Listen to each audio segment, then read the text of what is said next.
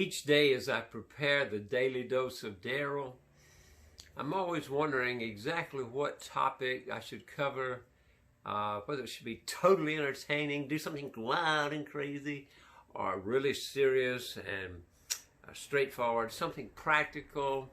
I got to thinking about this world and all the changes that are taking place now. And I really felt like I should flash back to around 2015. It was then that I began to look at the world, and I began to realize in a very poignant way that people are pretty much the same around the world. You got some extremes over here and extremes over there, but the majority of people are very similar. They basically want a place to stay, something to eat, a job to work, a way to serve their community, to come home, to share with their family, see the kids and grandkids, and carry on this day in and day out things that people often overlook but are very important, just the daily people serving. And so I spent 2 years putting together and developing a world tour that I called Link the World with Love Through Service, showing how people express their love through serving all around the world. It eventually involved 4 continents, 12 nations, 36 cities, 156 presentations, and 63 days, circling the globe, heading east and coming all the way back around from the west. In that process were so many people and organizations that I was blessed to be able to be with.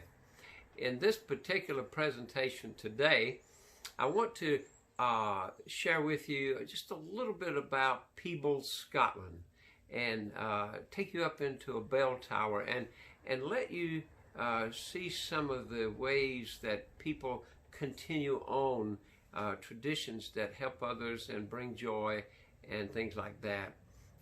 After 2 years of overcoming computer crashes and a variety of things, and then with some of the terrorism that was happening around the world, having places locked down, it was amazing to see how doors were opened and things came together, and it wound up like 63 days of perfect weather. It was rough the day before we got there, rough the day afterwards, but it was like meant to be.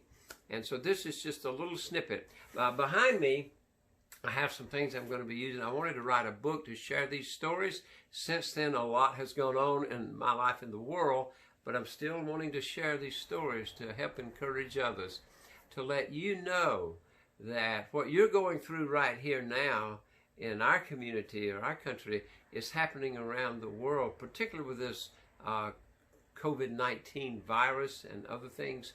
And these people are having to deal with it like we are now.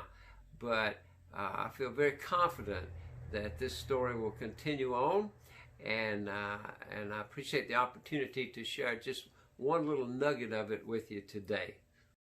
Before I take you over to Peebles, Scotland, we must have a hats off to the many people, not only around the world that were cooperating, but the wonderful people here in Alamance County, and particularly in Graham, that were willing to work together to link us with these people around the world. And we were so happy to be able to honor the church, the fire department, the Lions Club, and the mayor's office, and recognize them for helping us to be able to recognize these people around the world. Now, Peebles, Scotland is located on the Tweed River. It's a wonderful royal burgh there. We were able to stay in the Tontine Hotel, and of course, that is just an amazing, quaint place. I have to start with the food because I'm always thinking about that, and it was wonderful, and we had wonderful hosts. Of course, this video is not about food, but the people there, a wonderful couple and their parents, were able to share time with, and they were able to let us have just a royal treatment there to be able to reach out in this community. Now, the old parish church on High Street in Peebles is just a beautiful building, and up at the top at the very top there are bells. I had no idea exactly that. I researched a lot of this and lined up a lot of things ahead of time. But along the way, I was able to find people and stories to be able to share. The majestic sanctuary was a great setting, all the detail to art and architecture to relate the scriptures. And felt really honored to be able to be there and to share in a service and to present awards. And the people there, the pastor and many of the people in the congregation, we were able to honor.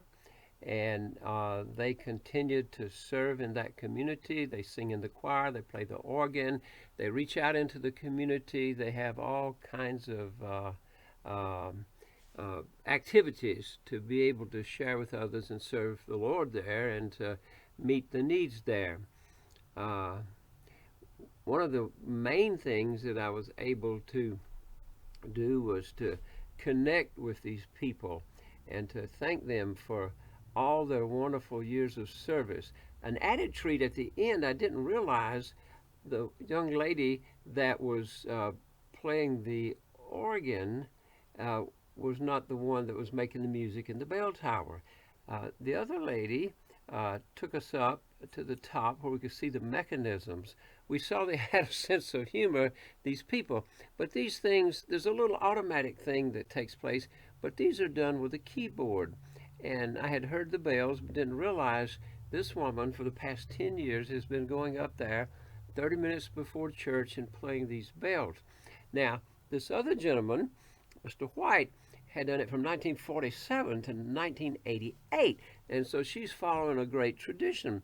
No one sees her, no one really knows she's up there, but everyone enjoys the music.